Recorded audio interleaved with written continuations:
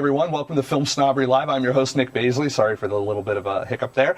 We have a fantastic show for you this week. I'm really excited. I want to remind everyone we do not have a show upcoming on July 4th because it's 4th of July, and who wants to work on 4th of July? So you'll have to get your excitement otherwise, and fireworks. That's probably the best way. Go see a movie. That's what I'm doing probably. So we have a really good show for you, a great show for you, an exciting show for you.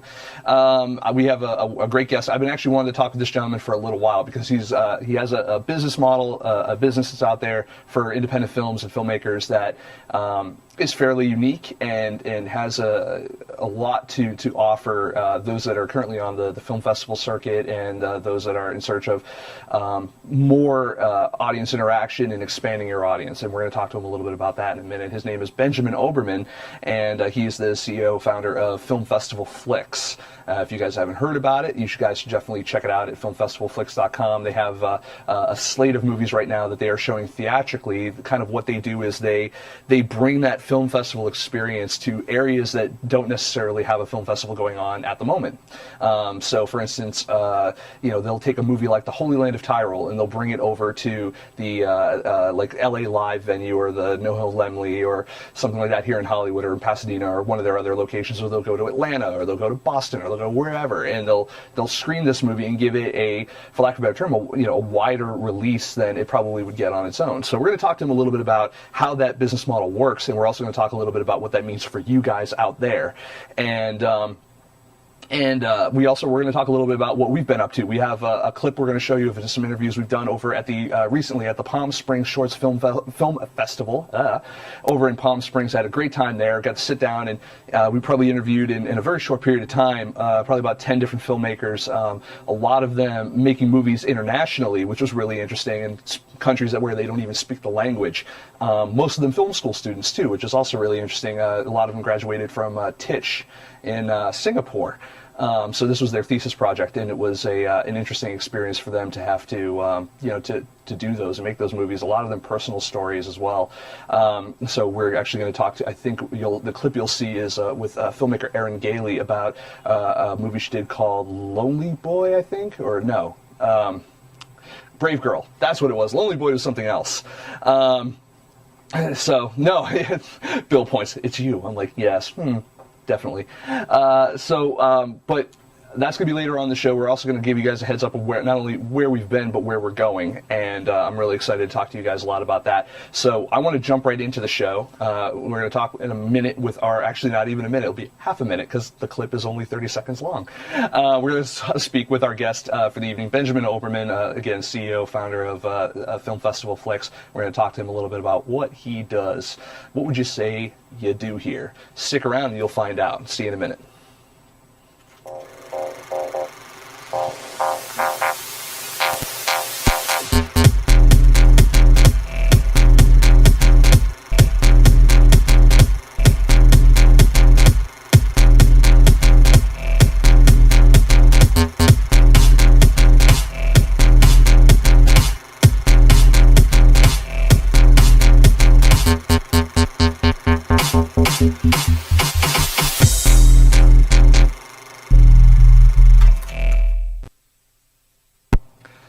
All right, everyone, we're back, and I'm here joined by Benjamin Oberman. How you doing, sir? Good, Nick. How are you doing today? Good. You excited to be here? You can lie. No, I am. It's like I first met you at Slam Dance two years ago.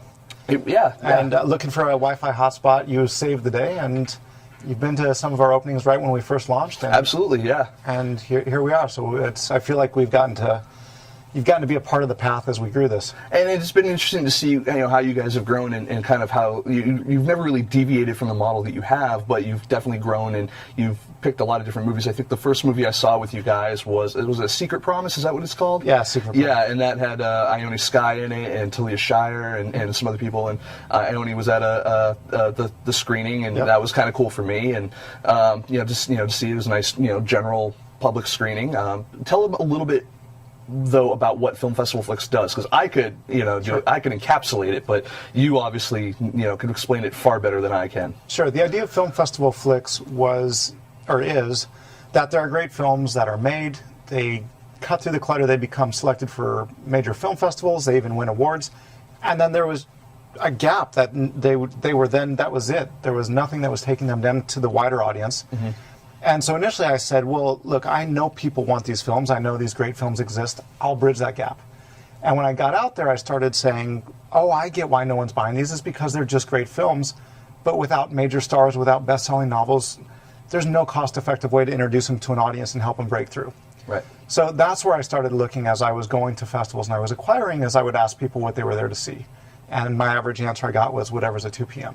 I said, well, who's in it? I don't know. What's it about? I don't know. Do you even know what it's called? No. I said, well, why are you here to see it? They said, well, if it's been selected, then obviously it must have some merit, and we want to be a part of the experience. And so looking at the Banff Mountain Film Festival World Tour, Warren Miller, and then this information, I said, that's what it is. It's, don't sell the movie first, create an event and get people that are willing to come out and discover something new, knowing that underneath this curated brand, there's a certain level of quality and experience that you're not going to find elsewhere. And that's what we did. And as a byproduct, which I didn't understand at first, there's an intimacy to our events that goes beyond even a traditional film festival. So people get to be on the red carpet.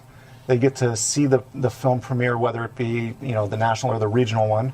They get to meet the filmmaker who came in from wherever it was in the world, and we travel them around. And then they get to be part of the community and go to an after party and actually connect with like-minded people. They can meet the filmmaker. They can network with other people in the industry.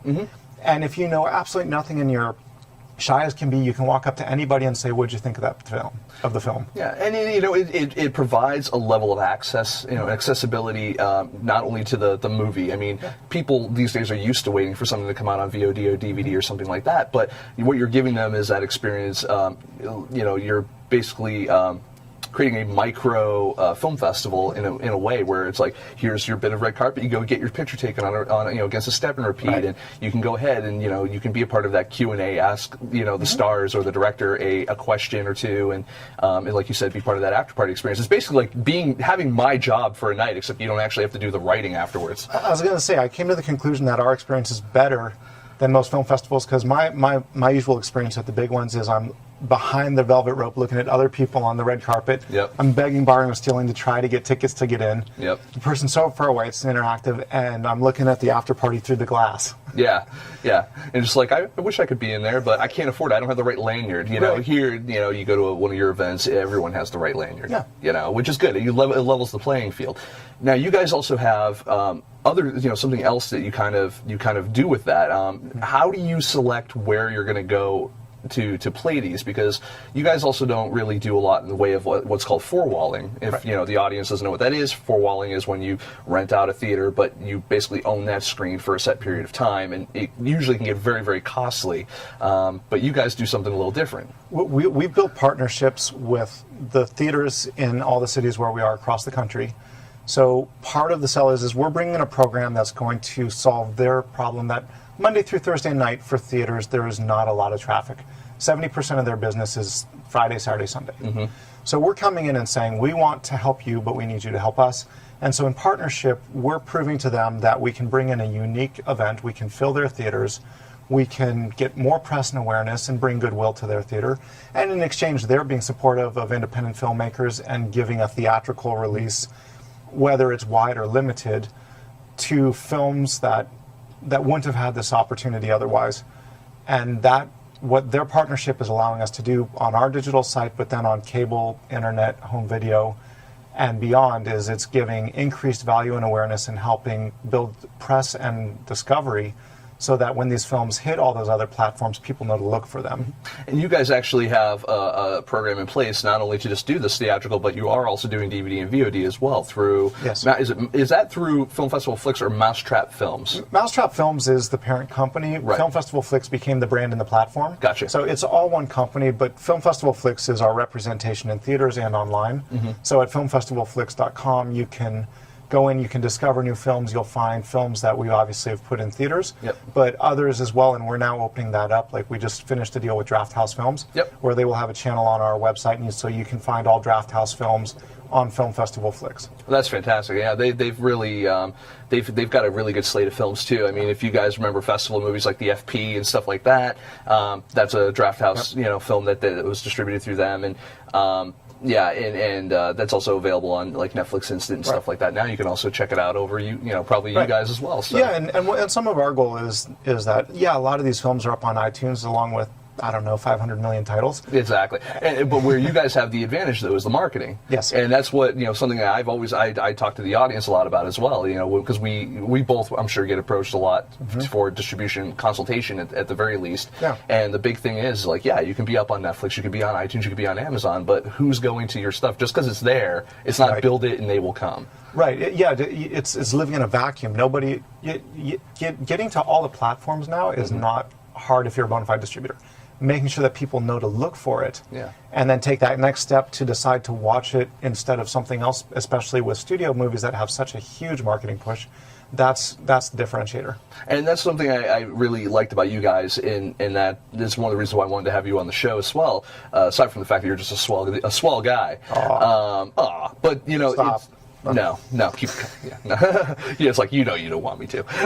But no, it's also because a lot of distributors are basically interested in creating a catalog, and I think that's half the equation, but a lot of them are just interested in creating that catalog and then not doing anything with it. Right. You guys are actually taking films, and obviously we all know the reputation of Draft House and Alamo and all that, so they're screening their own stuff, they're distributing their own stuff and all that, and then you guys will also have the ability to help them with those distribution, but you're taking movies that are on the festival circuit that are you're picking up movies that are in need of distribution, and you're actually giving them that theatrical that they wouldn't otherwise get unless they put in some serious money or probably took a huge back-end cut from a distribution deal, or a cut, in like getting money from a distributor, because usually a theatrical is a loss leader, which is why I also like your partnership idea instead of the four-walling, because you're keeping costs low. If anyone out there doesn't know, like if you're going to four-wall a theater, you're talking like it's like a $10,000 plus thing that you look at like the Quad in New York. Yeah, or something. $12,000 for a 1 week run. Yeah, right. Yeah. And it's that's ridiculous, and that's not including P&A, your advertising expenses. Right. No. That's just for your review and your play. Yep. Yeah. You want your New York Times review, your LA Times review. You book your movie in for a week, and then that's it. And then usually the real sad part about that is that usually you get the push on the first day, right? And then the rest of the week, no one knows you're there. I think that for us is the goal, aside from all platforms, is to build that community of people who start to trust the brand name, and they start to opt in as more and more titles start to grow on our direct digital platform. We'll start having series. So if you like indie romances, you can opt in for that. If you like documentaries, you can opt in for that. And so then eventually we can start to broadcast tunes and keep the libraries turning of saying, hey, this week, enjoy this. If you haven't seen it, here's your chance. And so we can start to keep films fresh rather than the idea of that it's a big opening and then it's the race to the bottom. Now let's roll it back a little bit for a second. Let's talk a little bit about your background and why this was something this venture is something you wanted to do. Sure. So where did you come from? Well, I went to a picnic. How far back do you want to go? I'm going. If you can go post zygote, we're good. Yeah. But maybe say I went to a picnic with my dad and came home with my mom. Yeah. That's fantastic. Fast forward after that, I had. I guess the real quick elevator speech was I was on the U.S. figure skating team. I took a job with ABC Sports in the broadcast. Did that for a couple seasons, which then led me back into performing live. And I ended up in New York City, where I met a guy that had a live entertainment company worldwide. I learned how to produce live TV and events with him. Wow, this is really crappy for you then, huh? This is like such a step down for you. It's an evolution, but it's like I took that, started doing made-for-TV sports events, which led to my interest in scripted TV and film.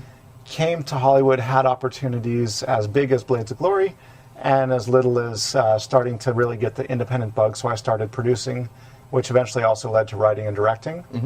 And so I made documentaries, I made features, I made shorts, I made commercials, whatever either we created or someone hired me to make. And along the way, I started to get more and more frustrated with having great projects with great attachments that we couldn't get financed while crap was being made. Yeah. And then sitting on the screening panel of several festivals and attending festivals and just seeing that the people who truly should be rewarded for the art that they were creating were not. Yeah.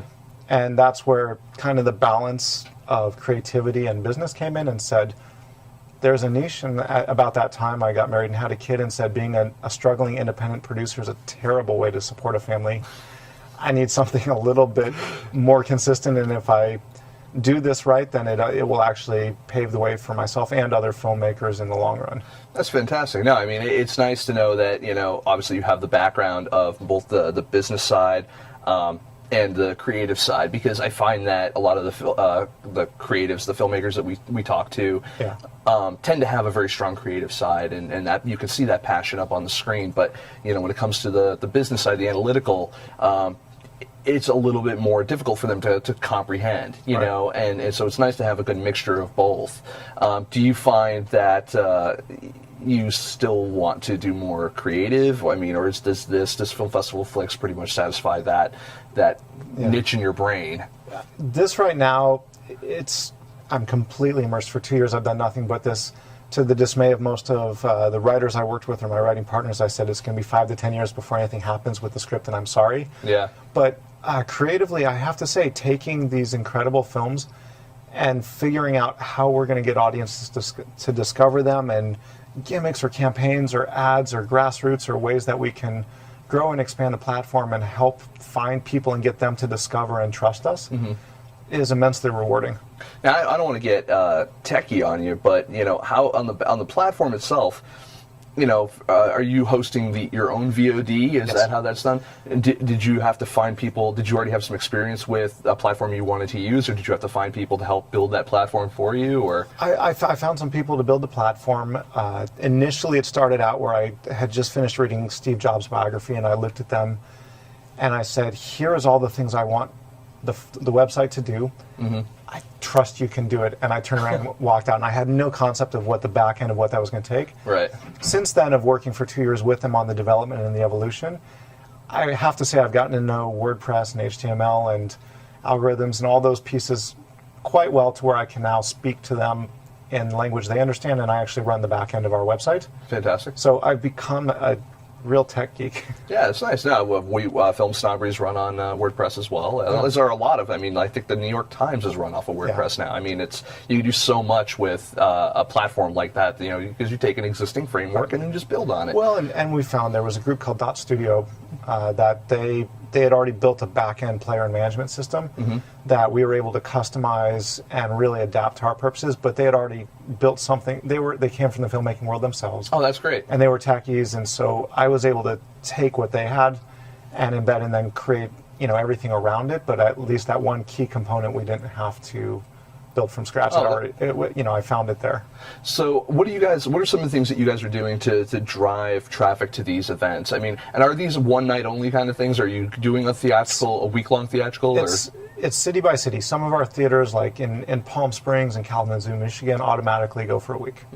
Others, like LA, New York, Boston, they're likely, with our main events, to be one-night events. Right. Now, what happens, though, is like in LA, we keep adding venues, and so pretty soon you're going to have 5 nights in sequence, but they might be moving around the city. Right. And then we do have a relationship here in LA for select films, which I think that relationship is actually going to grow to a monthly, week-long event where there'll be Film Festival Flicks every single month, where whether it's one film played 16 times a week or 3 films played 5 to 6 times each. Right. That's coming. We also have a partnership with Spectacast, which I call it like VOD for theaters, but it's kind of that they're like a delivery platform where they can encode through cable boxes to 600 theaters, and they can say, "Oh, I like this, I'll book this," or "We'd like to do a Film Festival Flick simulcast across the country." Oh, that's cool. And actually broadcast in high definition a Q&A live from one of our venues to as many places we'll book it, so that we can try to leverage what we do and get more people engaged with the films and the filmmakers. Oh, that's fantastic. And has it been Now, because you're a distribution platform as well, have you found any resistance or any? What are some of the ways that you get filmmakers kind of to get on board with what you're doing? Is it stronger? Is it easier sell because you have the theatrical component, or is it because there's they see based on reputation or the push you guys are making? It's a combination. I get three things. It's like the theatrical is the exciting part. Telling them that they're going to travel. For foreign filmmakers, they are ecstatic. The chance to come to the U.S., the chance to connect with an audience and be discovered and build a relationship, they get it. Mm-hmm. U.S. filmmakers, it seems to be hit and miss.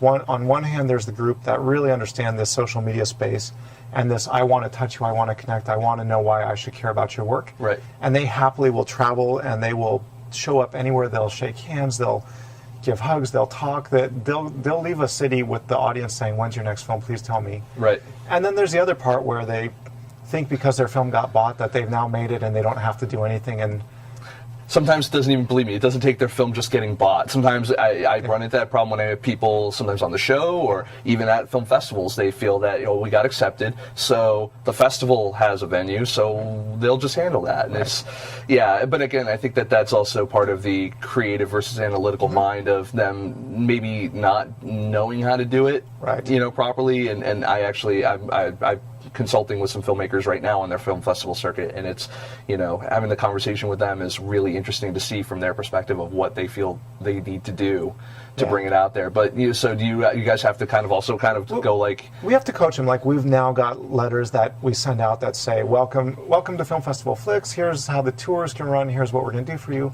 please understand this is how you're expected to act, and here's what this will do for you, in setting up the press, the audience, the festivals, the tours, and here's how that's going to affect your cable, internet, home video, and the domino effect down the line of why we do what we do, and the importance of it to you for your film and for your own career. Do you find that the theatrical is driving the VOD and the DVD sales? Absolutely. Yeah. Putting it in theaters and the amount of press we get completely changes the way that the film is received, the folder placement, the promotion, the license value. It's exponentially different than if you were to go straight to VOD, even if you then try to put out a traditional campaign to let people know. So it's working with that, but we have teams in every city where we have a presence that I had one gentleman today who's one of our theater owners tell me that he works with tons of distributors and nobody's doing grassroots. No, like we are. No, they'll do their thing in the paper and maybe a radio spot, right? And that's really about it. And the postcards or posters. Your typical deliverables type of deal. Right. Do you want to go ahead and take a quick question from the audience? We got a couple. Question for Ben. We have Amy's not here right now, but our intern Caitlin is actually taking the questions. Make sure you tell me who it is that asked the question, because then I don't know how to credit them. It's John? All right. So Bill says, John off. Question for Ben. What's the best way to protect yourself to make sure you don't get screwed at festivals?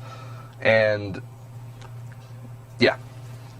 I would say the best way, I think there's a lot of ways you can get screwed, but the best thing is think about if someone comes up and they make you an offer and they're trying to pressure you, don't give into it. Like, anybody that insists you have to sign there, absolutely not. Say, I'm very interested, thank you so much, I'm going to have my attorney, my advisor, my agent, somebody review this, because that's the best way you can protect yourself is read every contract, every point. Don't read every single thing all the way through, word for word, and anything you don't understand, ask for clarification. Anything that sounds vague or general, that's a bad thing. You don't want it left up to interpretation. I've seen contracts where the guy, they'll put in there like, oh, this is only a 5-year contract, but if they don't, which is great for the most part, because most contracts are 15, 20 years plus, but this contract had in there a little thing that was like, oh, and if we don't break our contract, it automatically renews in perpetuity. Right. And I was like, wait a minute. And there's other little language caveats like that you'll run into. It's really crazy. You never know who you're going to talk to. Everybody is worth talking to. You always want to act as if this person could be worth something, but at the end of the day, just gather everything. Don't make any decisions while you're there unless, look, if Fox Searchlight and the Weinsteins come and they're throwing 7 figures at you, then take that deal. Yeah. You know, then look at it and get, if you don't have good representation, they'll find you quickly. Yeah. You'll be all of a sudden be like, I think I'll sign this, and the person will already be sitting next to you, like, and you'll be like, hello, and my name is. Right. But may that happen to you. Yeah, totally right. We have another question. I'm guessing this one's going to be from John as well, because he said, any plans to expand Film Festival Flicks to Boston? Yes. Yes. We will be opening in Boston with Emerson University, I believe, around October. Oh, that's fantastic. Yeah, the Emerson Mafia. They'll like you guys. Oh, yeah. Yeah, big, strong Emerson presence out here in LA as well. Yeah, actually, our director of acquisitions is an Emerson grad. Oh, fantastic. So. Oh, cool. All right, let's see. Another one. Which side do you find more rewarding, creative or the business? I guess it depends on rewarding and which way you look at, either your pocket or your brain. I think it's a combination, but there's creativity in doing the business. Mm-hmm. So the challenge of solving an issue, which on the business side is both creatively with marketing, but also business-wise, is how do you structure a model where everybody wins? Right. Is that important for you? Like to create a? I mean, I know that the right answer to say on camera on that is basically to say yes. I mean, it's important to find a way in which everyone wins, but how do you really make it worthwhile to not only Film Festival Flicks as a business model, but really make it so that the filmmaker can walk away with something that is as substantial as any other distribution deal that they would probably want to take? We've got several models that we work with, and we position, and we'll explain like numbers of why we think what's stronger, but we leave it, the model's up to them. But the goal, I tell people, it's like at the end of the day, we'll get it everywhere, we'll make sure it's known. The market will eventually decide how financially successful the film is, but that's not the only way to model success. Part of it is also that, look, you made a film, you got into a festival, maybe you won awards, you now got distribution, you got theatrical distribution, you got it in more than 10 major markets, you were introduced to people. How you leverage that, whether it makes money or not, we've had 4 of our filmmakers took the U.S. theatrical. We got a slew of emails from investors in their home country asking what we were doing. One gentleman out of South Africa got five films financed and got an opportunity to co-direct with Robert Rodriguez. Wow. And he was a second-time filmmaker at 27 years old when we found his picture. Others have started to say, can I use you to trigger our government funding body?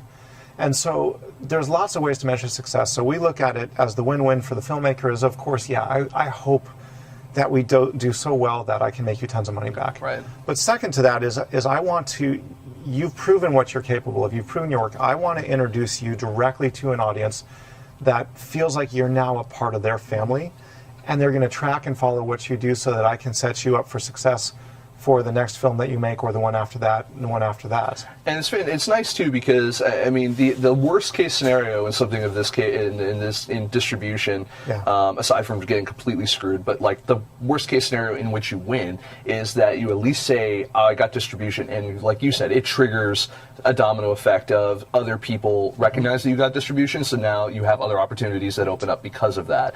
And you know, it's interesting because you guys, the types of movies you pick are really eclectic. I mean, The Holy Land of Tyrol is a fantastic film that, you know, it's a foreign film. Yep.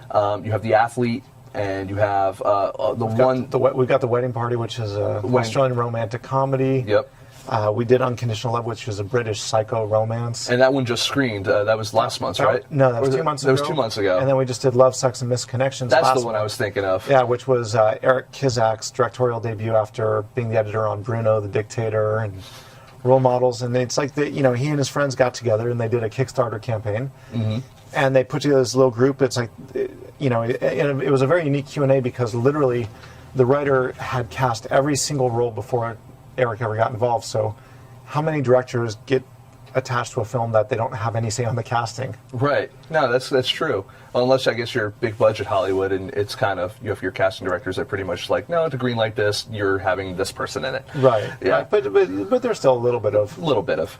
But yeah. So let's talk about Kickstarter and crowdfunding for a second. Now, do you guys look at these projects as well? Do you follow anything like that to see, like, where they're getting traction? Because that's audience building from that's grassroots. Right. So they're building an audience from the get-go, and then you kind of see if they've got made, and then do they hit the festival circuit? Do you try to take advantage of that in any type of marketing way? We track, and to the extent that if people let us know. Right.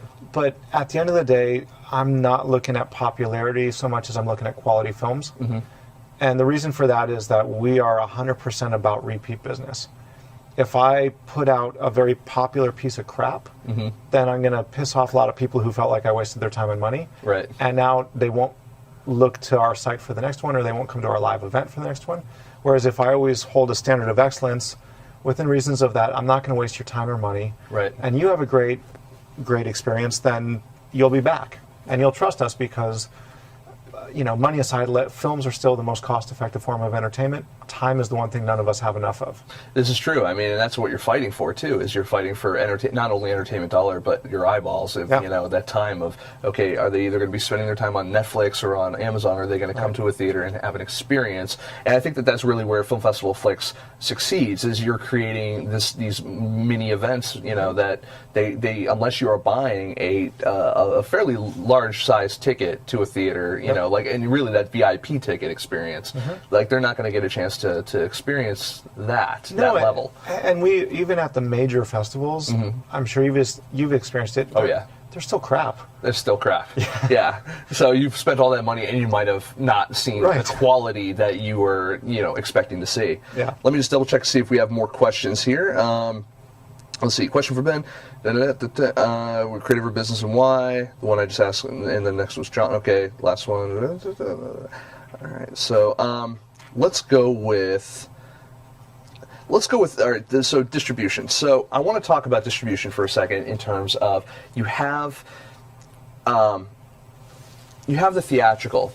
Why did it make sense for you guys to also decide to actually, you could have just said, contacted filmmakers directly and said, hey, we would just want to screen your film mm-hmm. and, we want to create these partnerships that, we're doing something regular, a screening series, so to speak. Why was it important for you guys to also do it as a distribution platform and company? And yes, that is the end of the question. Sure. There's a business reason and a creative reason. Perfect. The business reason is that there's no way that you could take the financial risk on the theatrical component without having it crossed against all media. Right. The creative reason is because when you start splitting apart your rights, everything gets mucked up and there's no overall strategy and there's nobody controlling it. So we don't do everything, but we work with partners that are experts in their respective fields. Mm-hmm. And together as companies that are doing this every single day, we can come up with a unified strategy where we actually control the folder placement, the release dates, the marketing. All of us pull our resources and we can have an overall greater effect for the film mm-hmm. because it's the only thing we do and all of us can benefit it, versus when we've tried to allow films to be cut out, it just becomes a disaster because certain companies, they don't want to play well together. They have their own ideas. They get they don't want to share secrets. The filmmakers sometimes don't understand what they were giving away or the controls, and sometimes those things cross over because there's influence. And so that's where I think it was important for us to basically. I had this discussion with Scott Glossman, who founded Gather. Gather, yep. And it's a great system, great program. But Scott and I have always talked he's like, no. He's like, because you take all rights, you're at odds with the filmmaker. I said, absolutely not. And so we were sitting in Cannes. I said, look, you're Bill Gates and I'm Steve Jobs. Right. You believe in an open source where everybody brings in their component and the user gets to choose how they put it together. I believe in a closed system where we're controlling a vertically integrated system where it all fits within our film festival universe. Right. I said, at the end of the day, there's merit in both sides, and how you apply it, there's going to be success and there's going to be challenges to both. But I think that's the different way that it can be approached. I think that from a filmmaker's point of view, I think it all comes down to what you are able to, how you work each system. Yes. So for me, and actually I'm glad you brought that up. For anyone who doesn't know, I'm an ex-engineer. Mm-hmm. So networking engineer specifically. So when it comes to building, working within a Windows or a Mac platform, it was a great analogy because Windows platforms are great for people who are, I think, slightly familiar with filmmaking, but you do have to piece certain things together, which is if you are building your VOD platform, you're building your theatrical, you're building this and that, you can build a system where, you have control, but at the same time, and it's open source, like you said, you have that control, but there's more work to it, and there is a little bit of there's more management versus, which is where if you don't have a strong business side or analytical side, I think that can really hurt you. But if you can manage to network all those things together, you can create something that's very strong. I think in your case, where you're more Mac, where everything is integrated, like you said, you have vertical integration, where you guys probably have more control, but it's in the best interest of the end user, so to speak.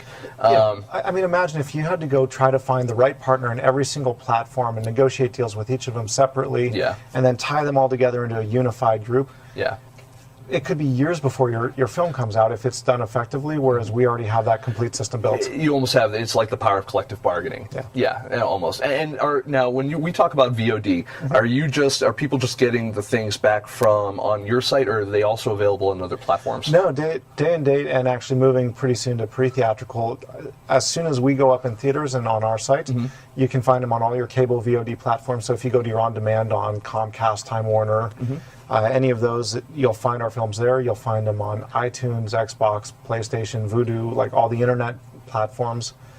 Was it important for you guys to decide on day and date versus any type of windowing? Did that come from your frustration as a filmmaker in the distribution process, or did it just make better sense financially? It made sense because these are independent films. We don't have the ability to spend multiple campaigns for each of the windows. And so I really believe with today, everything that today this world offers, when I find something or anybody finds something that they really love, what they really connect, you have about 2 weeks where they're telling people about it. And so within those 2 weeks... It's the George Carlin thing. Like when someone dies, you got 2 weeks, and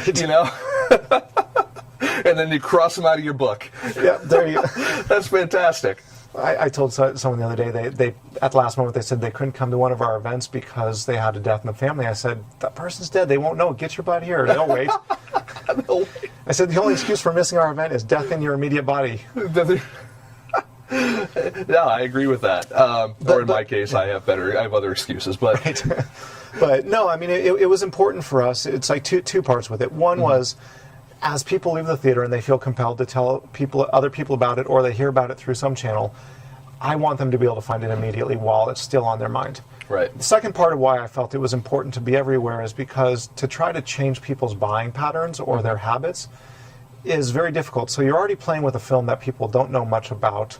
So why make it any harder? It's like if you like to buy at iTunes, yeah, I'd rather you buy direct from us. It's better for the filmmaker. It's better for everybody because there's not as many people in the middle. No middleman, yeah. But if that's where you like to buy your films, great. It's there. If you like to watch it on your TV and you don't understand that you can connect your computer with a HDMI cable and watch it the same, great. Buy it where you like to.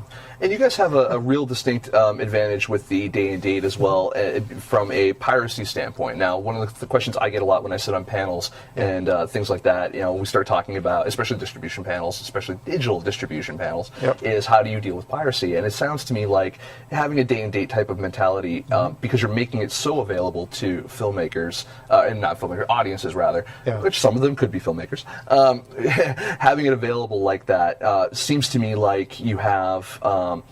you kind of can curtail that a bit, but do you guys even worry about that from a business model perspective, or do you guys try to work with like torrent companies that to say like, okay, well, we're keeping an eye on it, but I mean, what's the policy or the standard you guys try to hold up to? There's three things. Number one, with all due respect, may your film be big enough that someone wants to pirate it. Totally.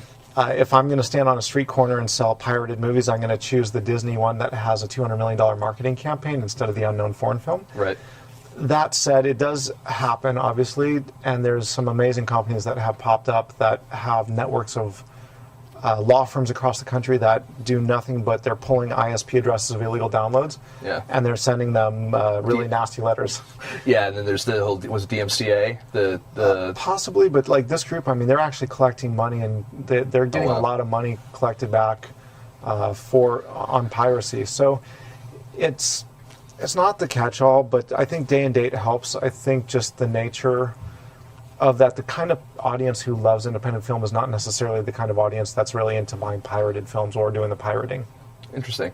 Do you try when you guys are looking for movies? Are you looking for current movie? Like, what do you look for in a movie that you guys want to buy? Are you looking for a movie that's currently in on the festival circuit that is winning any specific type of awards? Like, are you looking at audience choice? Are you just looking for the best of the fest ostensibly, or I watch the film first, and I look at when it was made and what festivals it went to and any awards it won second, because I don't want to be influenced by what a jury thought or what an audience thought or a certain date. Like, so we watch it from the perspective of filmmakers. Like, it's like, do I care about the character? Right. Because if I don't care what happens. Second, am I engaged? Am I pulled into the story along the way? Do you keep me on the path and the journey, or do I start thinking of things I'd rather be doing with my life? Right. At the end of that, is the wrap up, is it satisfying to where I'm pleased with the time I spent? Do I feel compelled to tell other people? Did you stir up something that really disturbed me that I have to have a discussion about? Right. And if I have all those components to where the experience makes me want to share it, come back, discuss it, moves me in some way, then I go back and I say, okay, great. Now let's look at those other factors. And some of them, it turns out proportionally, a lot of them have won awards. Mm-hmm. They've been as old as 2007. Before HD, it starts to look dated, and that becomes challenging. But that aside, like, I had someone ask me why I took out a Lawrence Johnston's documentary Night, which was a 2007 Toronto pick. I said, because it was a great film and nobody's seen it in the U.S. That's true. Yeah, I remember when you guys were doing the campaign for that. But my only regret is that you guys do your stuff on a Thursday, usually in this area. We do Thursday night in North Hollywood, Wednesday night down at LA Live downtown. Okay, so actually the LA Live one now is easier for me to get to, so I may actually be able to attend those a little bit more readily. But when you guys were doing them on Thursday, I'm here. So, right. But which was my excuse. No, that's really great that you guys are offering. You guys are offering that exposure to to not only to the filmmakers but to the audience as well. I mean, it's an alternative to going to see whatever big budget piece of garbage that might be out there. Because there's bad big movies too. Oh, there's more often than not. But every once in a while, like I snuck in and saw Iron Man 3 one day when I had to deliver the DCPs downtown. I was like, oh, it's hoping I'm going to go. I had to step out 4 times to answer phone calls because I was supposed to be in the office that day. Oh yeah. But it was as good as I'd hoped. It's always the benefit of being the CEO of your own business is that, like, if you want to go see a movie, even if you're interrupted every 10 minutes, like, you can step out for a minute. Of course, I paid by working until like 2 a.m. to catch up on what I missed for those 2 hours. That's how it is.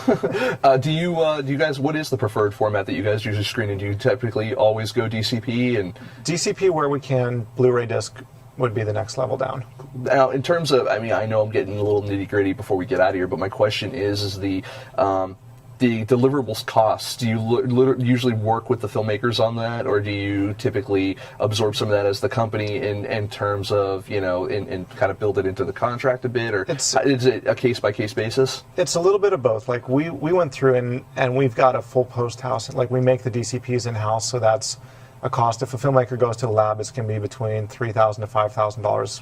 We do that in-house. We make the Blu-ray discs in-house. There's a lot of things that we've taken off their plate. There's a lot, like, par for the course.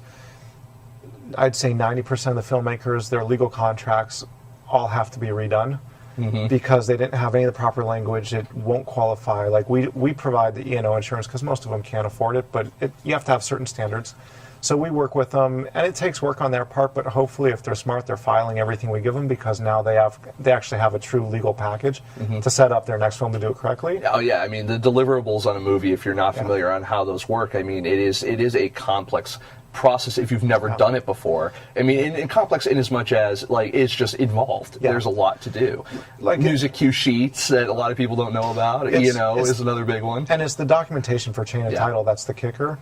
But so the filmmaker, there is an element of, like, with music clearances, with getting your, digital files ready, like some of the basic things like your HD cam, that is upon them, because if they can't supply even the basic things, then now it's a good indication of how the rest of the relationship may be as well. And you're now talking about really that they should be going out and getting finishing funds, because we need the very basics. We can take it from there, and we'll take on a significant amount and save them cost, but we can't do everything. No, I understand that. No, I mean, and as a growing company as well, I mean, there are some risks that you could take on, but others I understand, because I mean, as a growing company myself, it's really tough to, decide where you want to put that dollar, because it's a risk everywhere you go. Well, and if you go over to Warner, Image, or Lionsgate, they'll hand you a list that's twice as long as ours and say you are responsible for 100% of it. Yep, absolutely. Now, where are you? What's next for Film Festival Flicks? I mean, you have a new. You said you're opening up in October in Boston, which is fantastic. You just signed with Draft House Films. Signed with Draft House Films. We also signed with Specialty Films and the Video Project,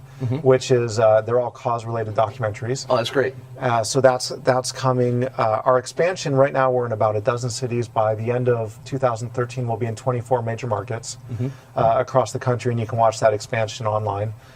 Digitally, it's like our website soon, in addition to the 17 titles and growing that we have, there'll be about 500 titles from various distribution partners that are going to be coming to the website. And our theatrical program will start to grow to have like a cause-related doc series, plus our main series, and in select cities, a late-night genre series, so that we can give that Midnight Madness sort of feel. Oh, great. We just finished a deal with Cinema, which is DirecTV channel 259. We're starting in the next month. There'll be a weekly Film Festival Flicks program where one of our films will be presented on DirecTV. Oh, good. I like DirecTV.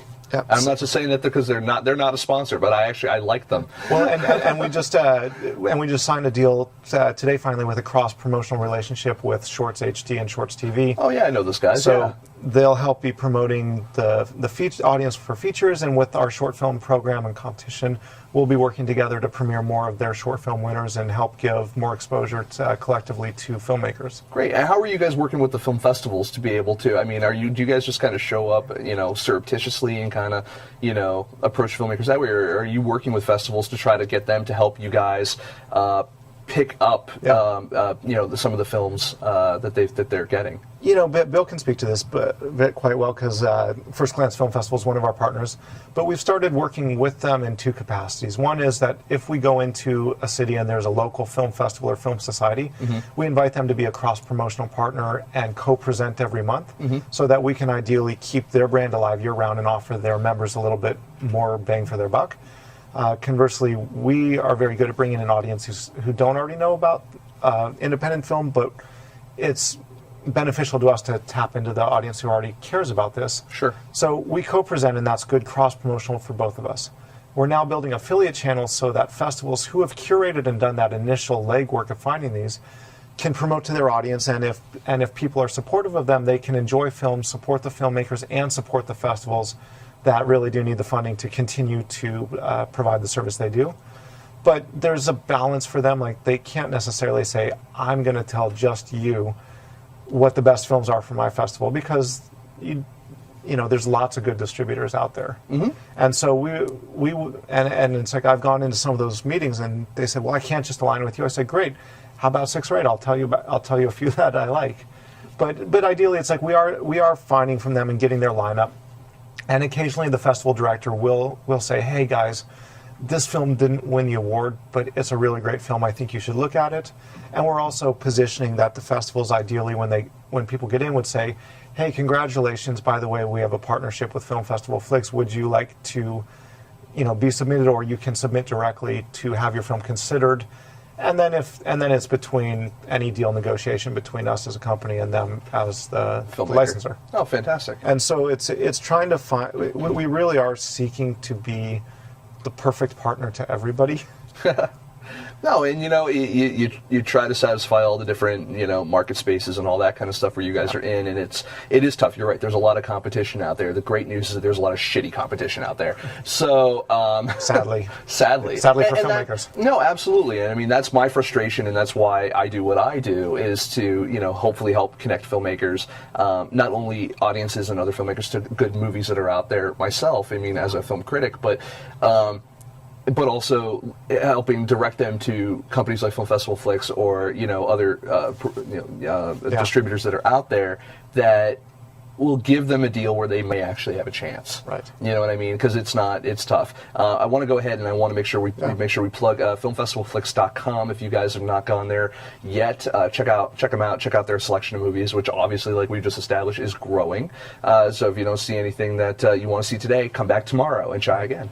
And also, and opt into the newsletter, because then at least if you don't come every day, you'll find it. And you can now actually, straight through our Facebook page, you can rent films straight on our Facebook page. oh, really? That's cool. Awesome. Yeah, that's Facebook.com/FilmFestivalFlix. Yeah. And you can also follow them on Twitter as well. And they're very nice people to follow on Twitter. I don't know who does your Twitter. Do you do the Twitter mostly? Or Not me personally, no. I don't even know exactly how it works. well, whoever's doing the Twitter for Film Festival Flicks, they're very nice. It's a lady named Gerald Jagoda, so I'll pass that along. There you go. Yeah, so in their twitter.com/festivalflix. Yeah. So definitely make sure to check that out as well. And maybe if you're lucky, you'll bump into Benjamin over at a film festival in your area. Where you going to be anytime soon? Or are you going to...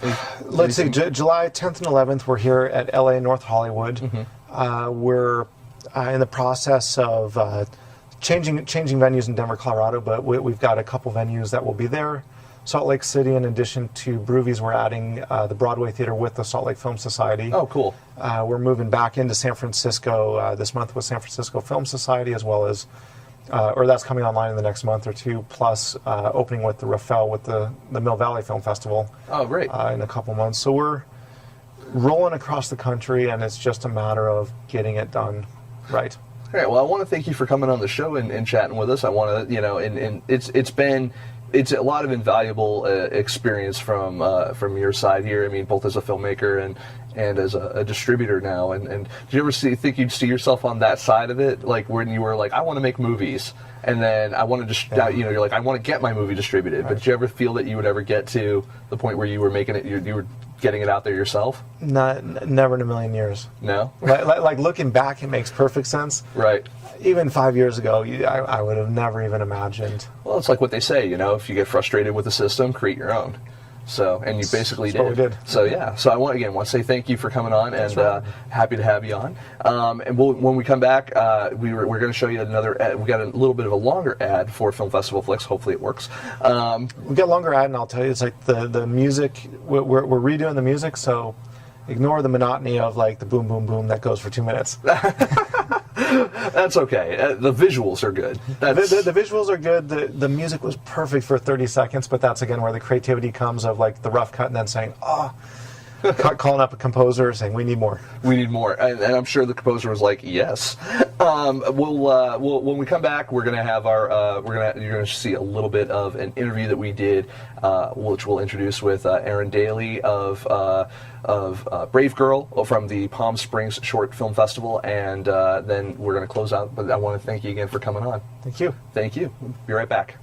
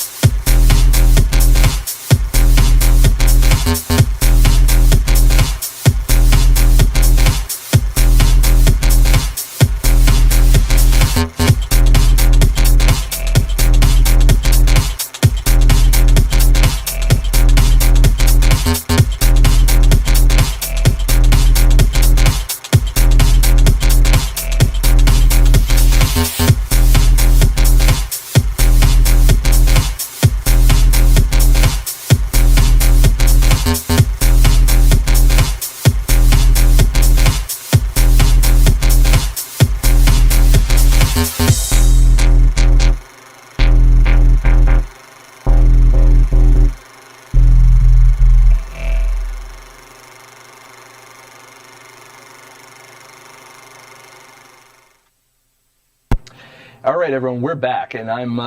If you guys had any difficulty there watching the show live, we apologize, but sometimes the internet acts funky. But we were lucky enough recently, as you know, we've been at a slew of film festivals recently. We've been at Dances with Films. We've just got done with a stint at the Palm Springs Short Film Festival over in Palm Springs. And it was a really great time. I mean, we only went for a couple of days. I went for the opening night, and then we went for the one day, just to scope out the film market, which was really great to see. I love seeing a film market for short films because a lot of short film distribution relies on it's just people acquiring catalog, and you're not seeing a lot of output. And it was great to see a lot of companies there that were looking to actually figure out a way to get these shorts out to the mass audience. So the one of the filmmakers we spoke to, her name is Erin Daly, and we were lucky enough to chat with her about her movie Brave Girl,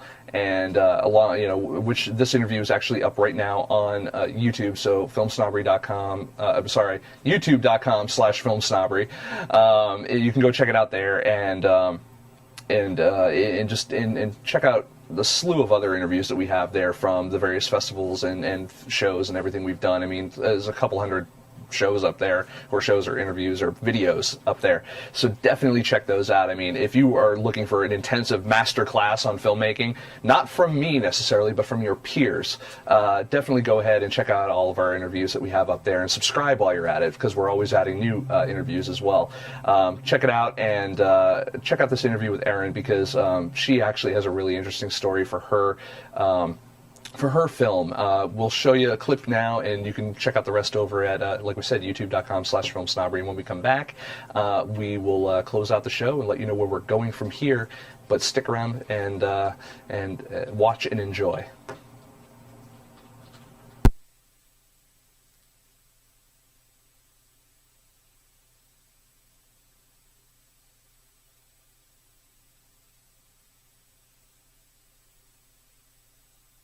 This is Nick Baisley from FilmSnobbery.com. I'm here at the Palm Springs Shorts Festival. And who am I here with tonight? My name's Erin Gailey. And what are you here with? My film's called Brave Girl. Brave Girl, what is Brave Girl about? Brave Girl's about a young 13-year-old girl who leaves her Himalayan mountain village in Nepal with a friend who they go down, or he's promised her a job in the city, and they end up going across the border to India, where she's going to be currency in a devil's bargain.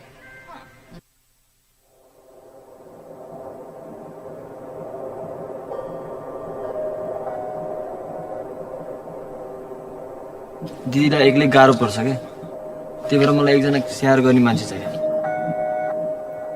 साक्षी आमा भूमिकाको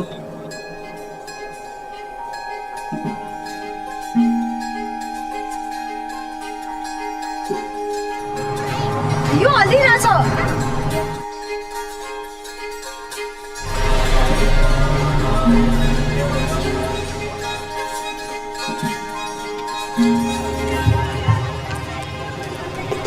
घर चल्ला हो तिमी सुर्ता नगर न नेपालको सिमाना भन्दा अलिक पर त हो नि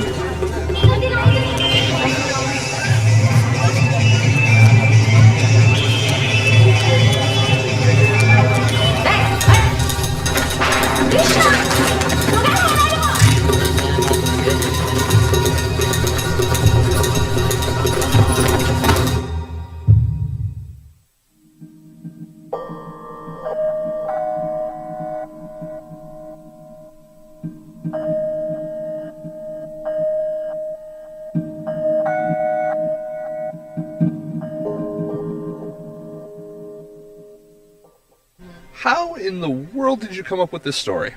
Well, I went to school in Singapore at Tisch Asia, and I'm an avid whitewater kayaker. And there's not very much whitewater kayaking in Singapore per se, so I would go to Nepal from time to time to go kayaking.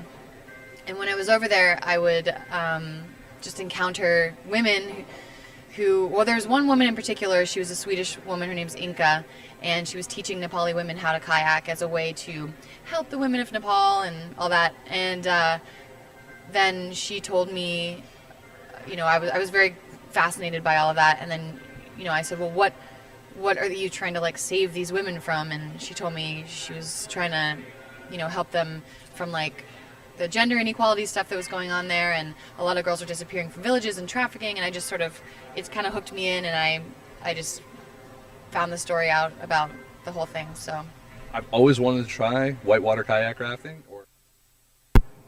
All right, everyone. That was Erin Gailey from Brave Girl over at the Palm Springs Shorts Film Festival.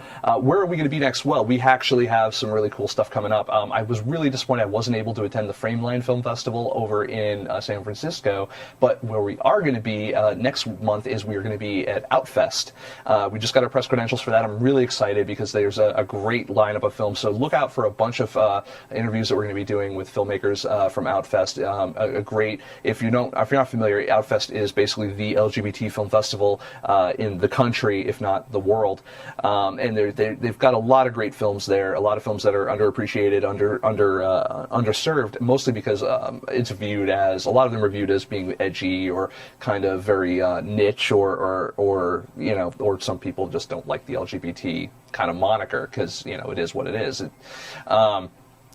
I really enjoy a lot of the movies that come out of that genre. I think a lot of it is imaginative storytelling and really interesting characters that kind of break molds and paradigms that we're already seeing. So I'm really excited to be covering that film festival.